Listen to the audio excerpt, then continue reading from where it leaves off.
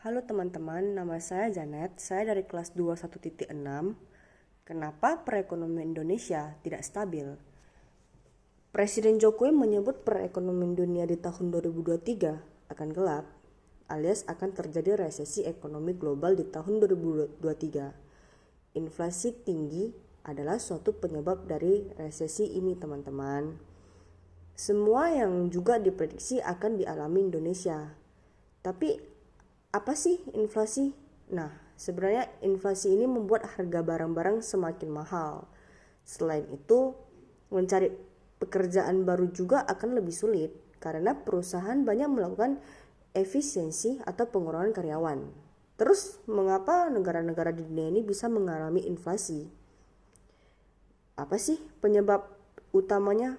Setidaknya ada 3 hal besar yang punya dalam hal ini, yakni pandemi COVID-19, konflik antara Rusia dan Ukraina yang tak kunjung usai, dan adanya perubahan iklim. Ketiga hal ini yang menyebabkan harga minyak mentah naik melambung tinggi. Dengan gitu otomatis harga pangan pun juga ikut naik gitu loh.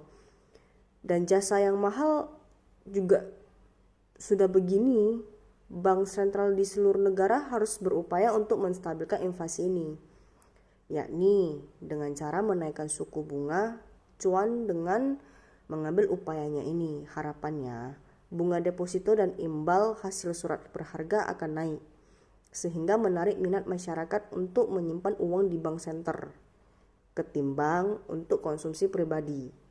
Jika sudah begini, maka peredaran uang di masyarakat akan menjadi lebih sedikit dan permintaan barang akan menurun, diikuti harga yang ikut turun. Pada akhirnya diharapkan tingkat inflasi juga ikut menurun. Resesi tak hanya dialami oleh negara maju, tapi juga di negara miskin dan negara berkembang seperti Indonesia. Kenapa bisa begitu? Karena Bank Sentral Amerika pasti juga menaikkan suku bunga cuan untuk meredam inflasi ini.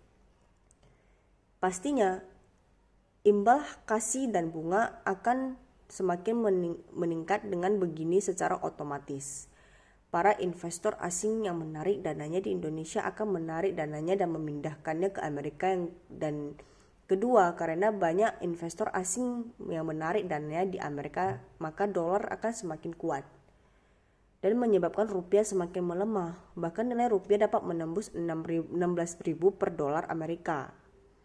Mungkin ini saja yang bisa saya sampaikan tentang penyebab perekonomian Indonesia tidak stabil. Saya Janet Taniar dari kelas 21.6. Makasih.